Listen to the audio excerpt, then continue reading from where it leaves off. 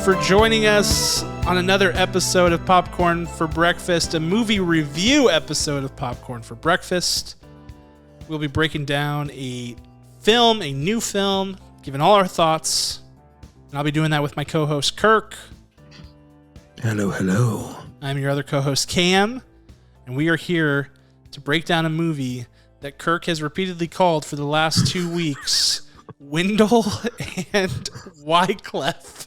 I have no idea why, Kirk. How did that even enter your brain? I don't know. I mean, I think I just really wanted it. There's a nice ring to it. It's a little bit more, Wendell Jamaican? and Wild. Well, it's a little more Caribbean for you. Right. Why is his name Wild? Why couldn't he have had also another unique W name? Yeah. So Wendell and Wyclef, man. I think there's a big missed opportunity with it would be great. Keegan and Jordan first name basis. Yeah, right. Jamaican. Jordan Peele's character just has like dreads and a beanie, and yeah, I can see it.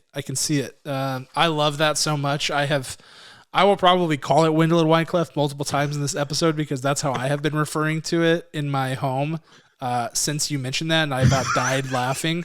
So I love it so much, and I always say it in a Jamaican accent because I think it's great. So thank you for that. 30 years from now, we're looking back like we're on the Today Show. Like, what's one of your favorite movies you've ever reviewed? Like, because we're old. Yes. Wendell and Wyclef back in 2022 was a great one. Now, Wendell and Wyclef, what? Yeah, I think that's what's coming. It's great. Missed opportunity. You never know when these gems will be born into the world. They just kind of happen upon you. And this is one of those moments, and I just love it. I love it so much. So thank you, Kirk, for that. We are going to be reviewing this film. It is available on Netflix, only streaming on Netflix as of last Friday, October 28th, right in time for Halloween. I thought they probably should have released it a little bit sooner because I think that changeover from Halloween to November 1st is like Whiplash City. It's like Halloween feels so foreign to you on November 1st. You're like, wait, what? Halloween? Yeah. So I felt like they should have just out that that morning. Yeah, we were literally trick or treating last night, Kirk. Both of our families together, and I was putting my kids to bed tonight, and they wanted to read Halloween books, and I was like, Halloween? That was ages ago. And they're like, it was last night, Dad. What are you talking about? That's how it feels. So I felt like they should have released this movie earlier. Yeah, I got to work and we all talked about, what'd your kids dress up? Did you dress up as? Great, cool, nice, awesome. And then literally 30 minutes later, someone was messaging me and he goes, you think anyone's going to be offended if I turn on the Christmas music? Oh, no.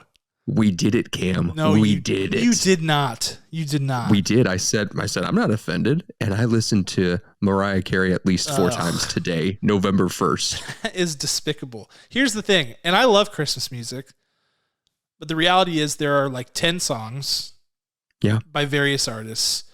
And if you start on November 1st, I think you're about ready to end it all by December 14th. Like, truly. My birthday. Perfect. Oh, yeah, I don't know why that came to my mind. It was because it's your birthday. But, like, seriously, I can't imagine. So I will be staying far away. Luckily, I work from home where I get to choose my own music.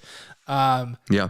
But, man, thoughts and prayers for all the people who started the Christmas music today. That's rough. I'm going to talk to your wife and find the password and somehow maneuver what you're actively playing to Christmas. Oh, I'm sure she's up there bumping it right now. I'm sure she's ready to go.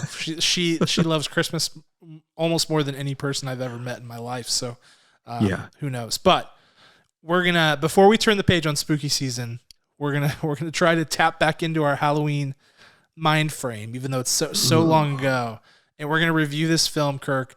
Like I said, it's on Netflix, so we will be sharing spoilers. If you have not seen Wendell and Wild, I guess there will be spoilers. I don't know what spoilers I'm going to bring up. I'm just saying I'm not trying to not spoil this movie. So it will probably get spoiled.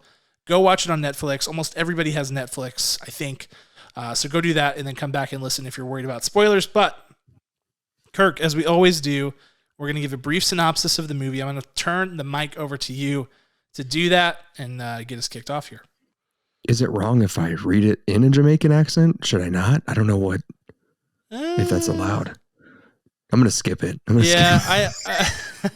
I immediately felt weird about doing it earlier, though. I think accents should be fair game, right? I think so. I don't know. It's a weird world we're living in nowadays, Kirk. We'll just stay away from it. What if I read it in 3 different accents, like Perfect. back to back? No, I'm just kidding.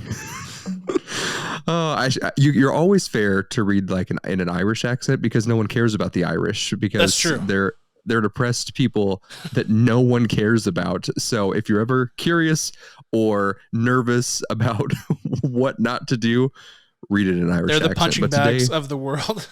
They really are. I mean, I take a lot of hits. I gotta say. Oh, let's just read it normally. Here we go. This is from an incredibly unique and very niche website that no one's ever heard of, imdb.com. Ooh. This is the synopsis that they've put stunning. forth in the world. Yes, listen carefully. 2 scheming demon brothers, Wendell and Wild, not Wyclef, enlist the aid of 13-year-old Cat Elliott to summon them to the land of the living. Now streaming on Netflix. Yeah, that's a decent synopsis. I think that's good. I think it's the best one to do. I thought about it as I do. I stress about every movie we watch just in case you suddenly say, "Hey Kirk, give me the synopsis." And I was like, if it comes to me, I'm reading this synopsis off the website. I'm not doing it. It's hard. This one's hard to put into words. I agree. And after my performance, I really lowered the bar on synopses after my Black Adam synopsis. If you haven't listened to that one, go back because it's hilarious. I listened to it and laughed out loud at how poorly I described that movie. But is that really a bad mark on me or is it a bad mark on the writers? I think it could go either way. It's probably me, but who knows? Anywho, I think this is good. This movie is extremely layered in terms of its plot. There are tons of moving pieces going on, which we will get into. So I think going with the simple plot synopsis is the right way to go before we get into this. But Kirk, this is an animated film, stop motion animation. Henry Selick, who is the director, is of course the director of The Nightmare Before Christmas, as well as Coraline. Those are probably his 2 best known films. And this is his first feature film since Coraline. This film is also rated PG-13, which is pretty rare in the animated space. You get lots of G and PG movies. You get a decent amount of rated R movies as well in the animated space. But PG-13 is a rarity. Isle of Dogs, I guess, was the last one to do that as a stop-motion film. So there you go, Wes Anderson. But this is a stop-motion animated movie, so worth mentioning that as we evaluate our acting performances. Kirk, you'll get us kicked off with your first award, and the Oscar goes to for which voice acting performance? My Oscar tonight goes to Miss Lyric Ross. You may know that name from the incredibly popular TV series called This Is Us. That's right.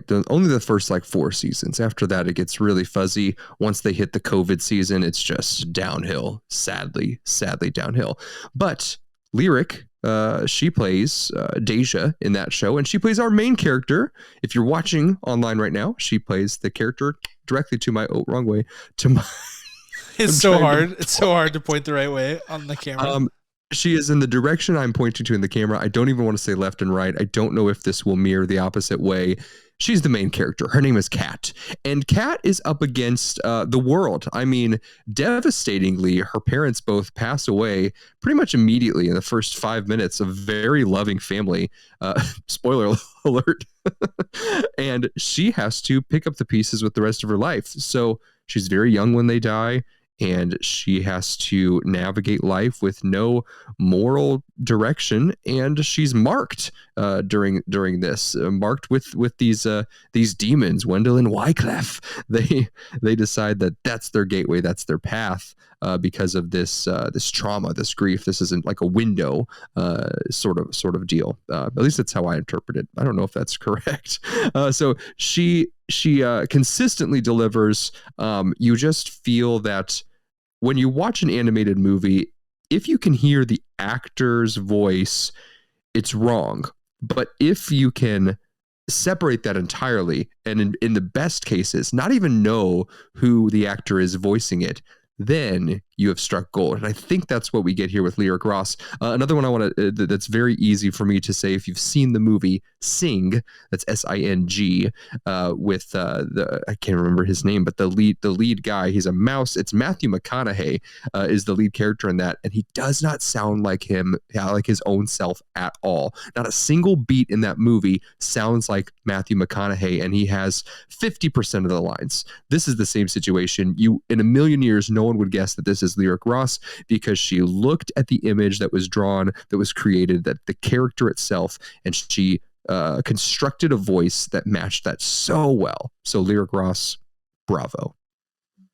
Yeah, I'm going to pile on because this one was so easy. I thought Lyric Ross was exceptional. I thought this was a genuinely just a really great voice acting performance. I'm going to talk about her character because I think that her character falls into an archetype that is becoming, in my opinion, extremely tired, which is like the disassociated teen who is, detached from her surroundings and cares about nothing, values nothing, and is just kind of like, devil may care attitude about whatever.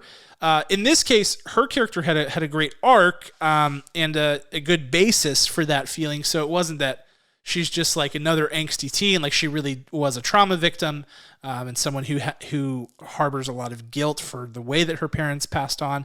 And I thought the way that Lyric Ross portrayed that was so genuine and really lovely and gave a nice window into how people feel whenever they've experienced something like that. It was pretty remarkable how she was able to convey the very complex range of emotions that someone like this would feel, from guilt, sadness, anger, self-loathing, so many different things happening here.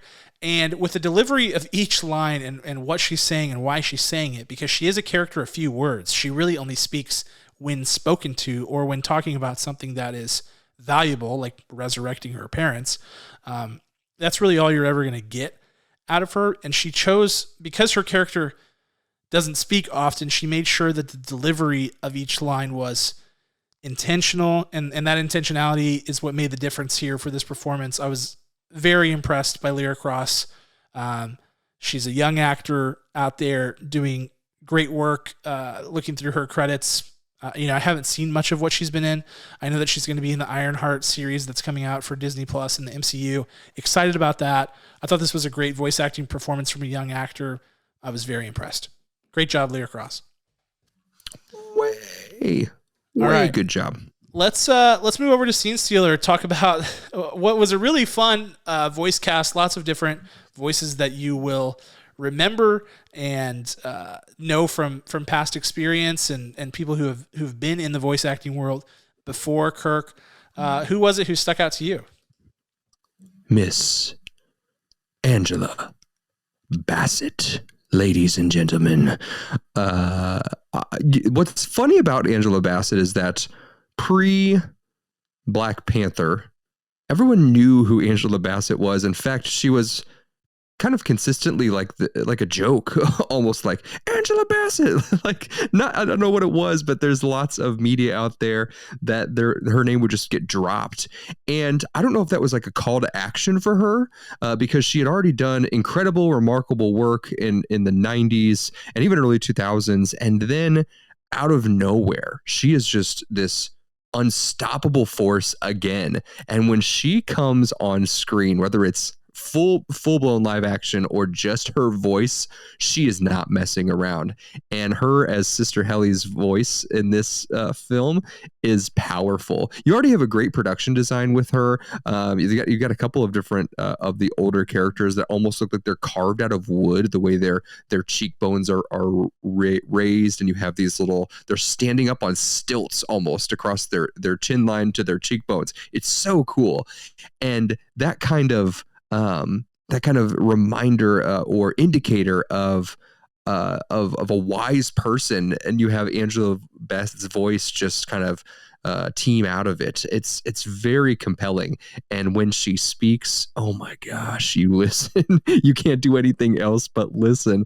And so really, it's just like the absolute definition of scene stealer. I was just immediately like full alert, like I was doing something wrong when she came on screen. Like, oh, I better act up. I better listen. I better drop what I'm doing. I better not waver on thinking about the other elements of the film and how I'm going to analyze it. I'm like, Angela is speaking. Stop everything.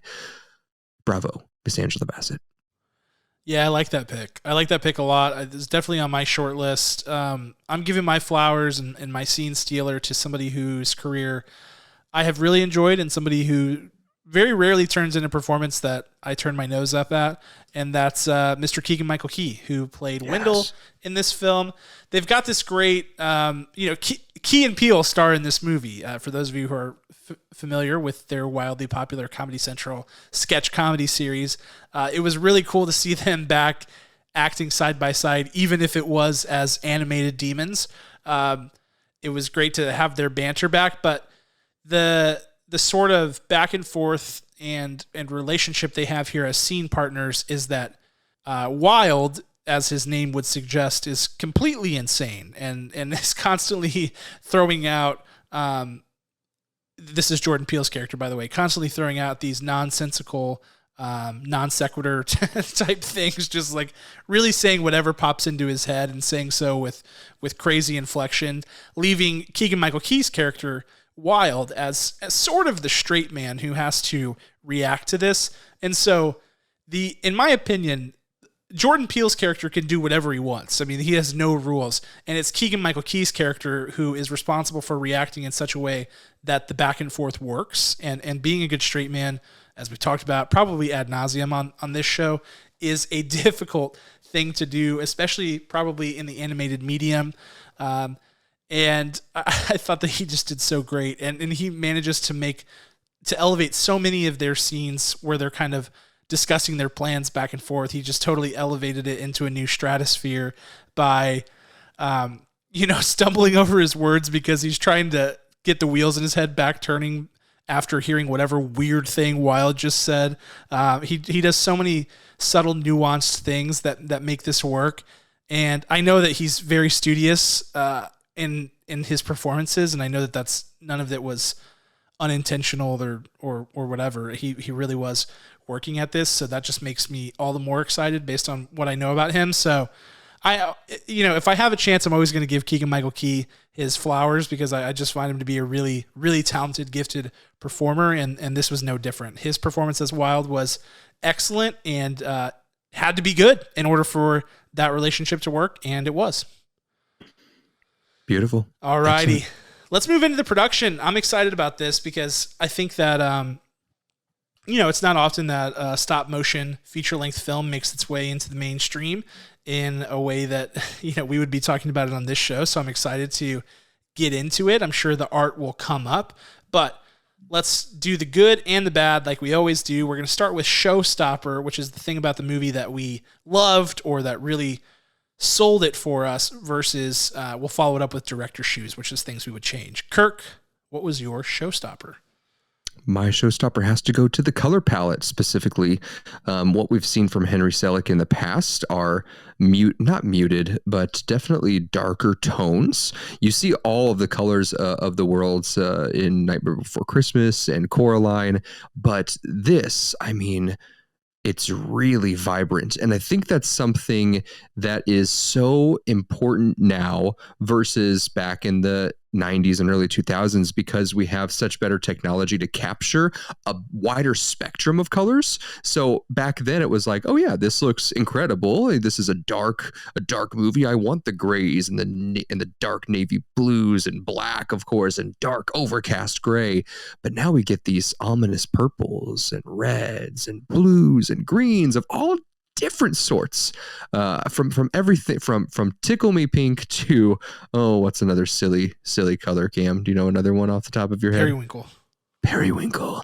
I mean, all over the place. It's so great to see that and still be able to tell a darker story about demons and possession and zombification, all of these elements, and still be able to keep it dark with such bright colors. It's a hard thing to really put your finger on, but the color palette on this was done quite well. Very impressive. Yes, I like that pick. I think it's something you could easily overlook. I think but at the same time, it's something that sticks out so much. Like, I think you expect something like that to be good, but it's truly exceptional in this movie and very vibrant.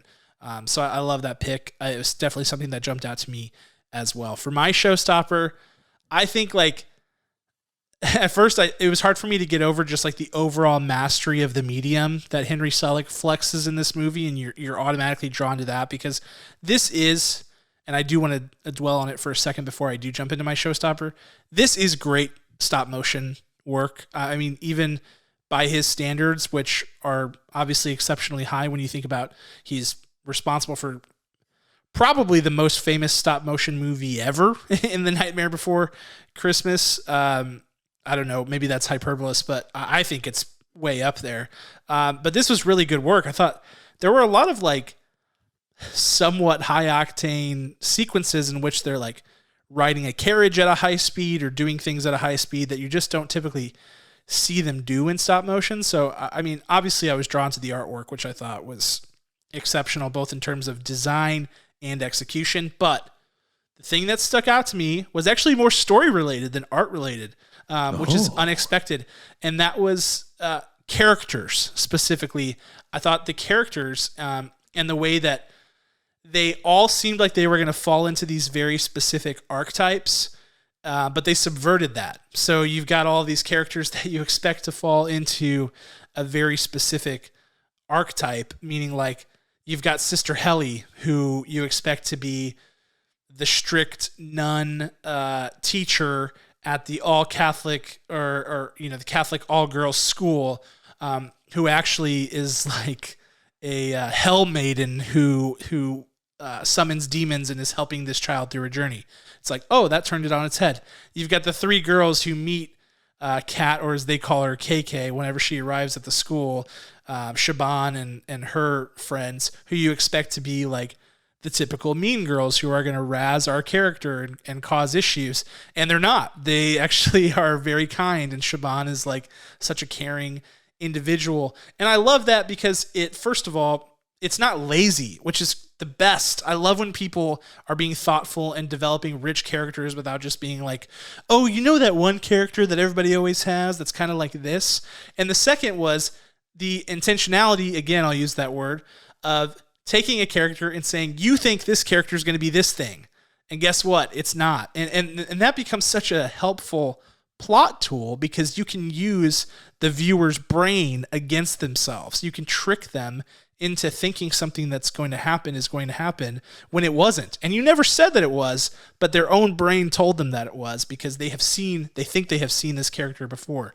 I love that. I've seen it done in, live action media, but not in an animated format like this. And I thought that was great. Really good character work. And, I loved it. I thought it was exceptional. Yay. All right. Let's flip over. Let's be bad cop now, Kirk. Let's talk about director's shoes. What do you got? What notes do you have for Mr. Henry Selick? It was hard to put my finger on it because the spectacle of this movie is very entrancing. And I'm just like, what don't I like about this movie? Why isn't it a 10 out of 10? And I believe that there are too many characters. Yes, too many characters. you have this movie titled Wendell and Wild, and I don't feel like they actually take the spotlight. It's very odd to me. They get enough screen time, but really this is Kat's story. And I was just very baffled by all the different people we met, and then having to stop and see all of their character arcs. I understand that Henry Selick wanted to, enhance, do the best work that he's ever done before. As you try to do, you have to be better than your last work while still making it a solid, iconic piece in your portfolio. But I feel like there were some characters in here, and I'm not even going to pick any because it's kind of too hard. There's a couple of characters that you could just like kick out, and then there's less noise. They're just not on the same path. There's like all these different people who I'm sure if I looked a little bit deeper, each of those relationships would be symbolic of Kat's journey and what she needs in her life, which I love to talk about and find those things. But I feel like you could have merged some of those together and really cleaned this up. There were too many characters. It took away from the story. It was a little bit too long for me. That's all I got for today. I like that you said clean this up. That fits well into my director's shoes, Kirk, because my director's shoes is simply that this movie's a mess. It's a bit of a mess with the subplots. It never fully gels. It's unfortunate because, to your point, the artistic mastery is there and then some. It really is a great looking film, but they totally unequivocally got lost in the sauce with this movie. I think they were overambitious thematically and plot-wise in terms of what they were trying to accomplish with this movie. And I think that there were so many different subplots that were sort of half-baked in this movie that it really leaves you with this unfinished feeling at the end because you don't know what resolution you're looking for, actually.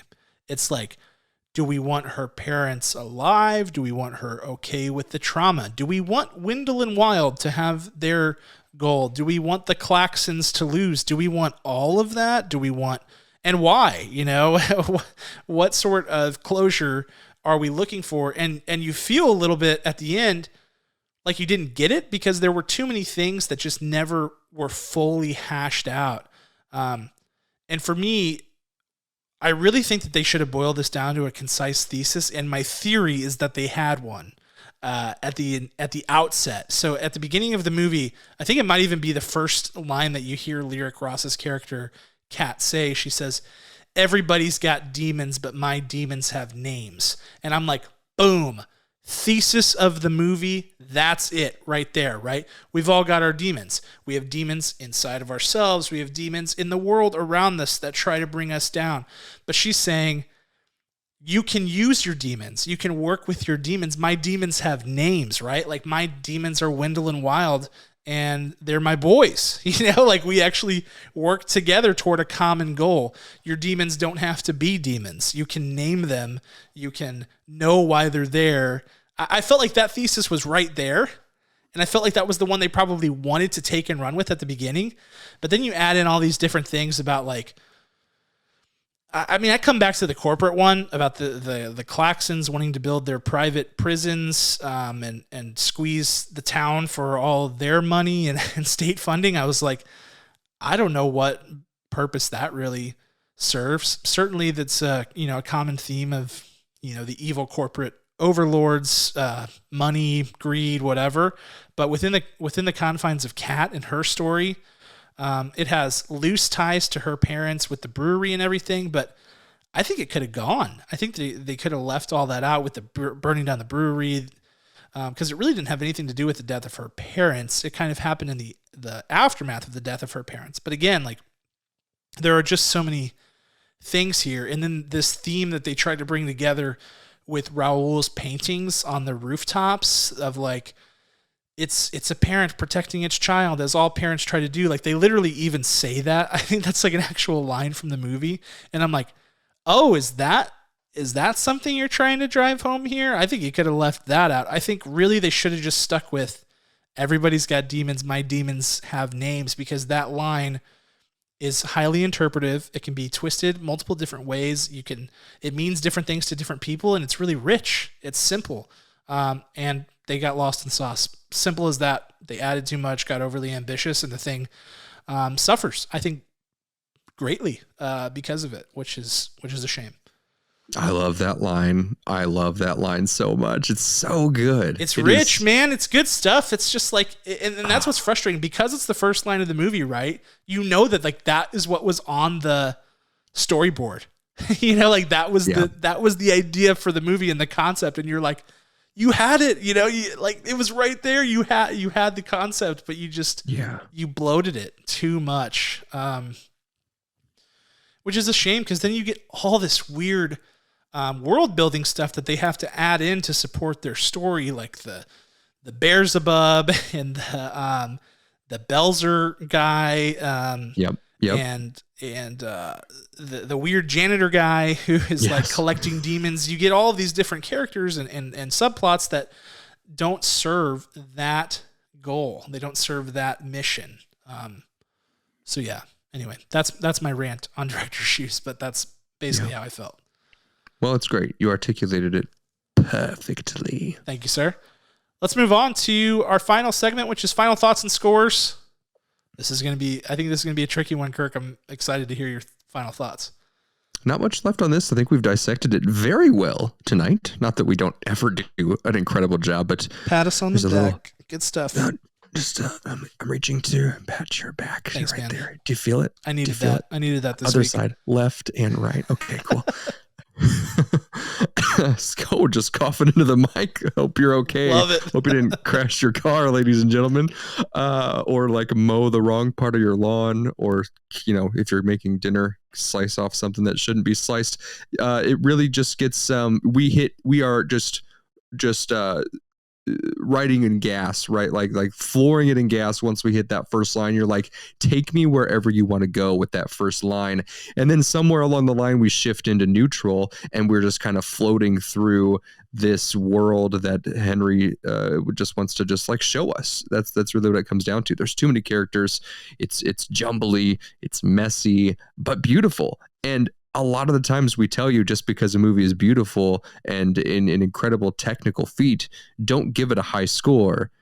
#Avatar. But this one, the story is good enough where it supersedes that. I would give Avatar a lower score than what I'm about to give Wendell and Wild. The story just gets lost. They don't know what they're doing. Exactly what Cam said. I have the exact same feelings. But it's really pretty. So I'm going to have to weigh on that, because everything's subjective and everything is different. This gets a 6.1 out of 10 kernels today. Yeah, it's a good score.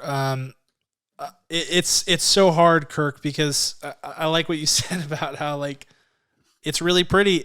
Sometimes that's all it takes to make a movie watchable. Like, does this movie feel rewatchable? Kind of, actually. Like, I would potentially like this would be a good vibe for Halloween next year. I don't know. Maybe not at the top of my list, but it does enough to feel like you want to feast your eyes on it again, because that's what it is. It kind of is a feast for the eyes. Like it's a lovely movie. The artwork is thoughtful, unique, beautiful, vibrant, all of the adjectives. It's really creative and feels different than what Henry Selick has done in the past, which is cool. I love when people keep innovating. That's important. Don't just play your hits. Always try to do new stuff.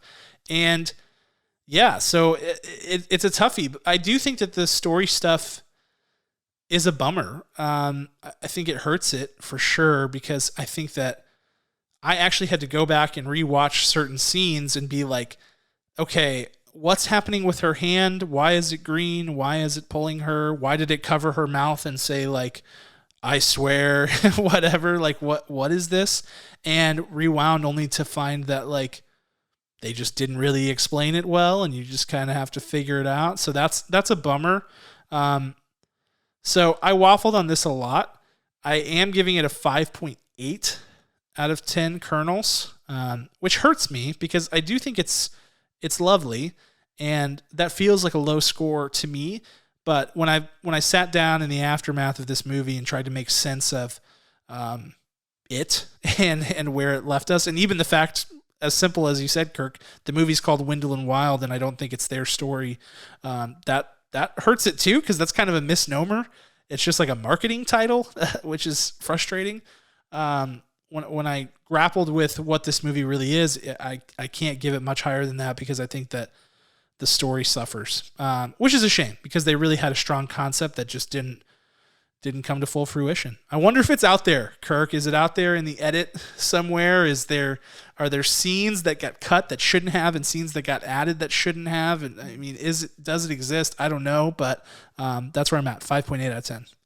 Right. Very nice. I almost think that if you're going to name the demons, it can't just be Wendell and Wild. You should have figured out a creative way to say Wendell and Wild, and not Sister Helly, but Buffalo Bells, or like name a few more, like make it super crazy. I don't know, versus that. So it's a bummer. It's a bummer for sure. Rewatchable still. I agree.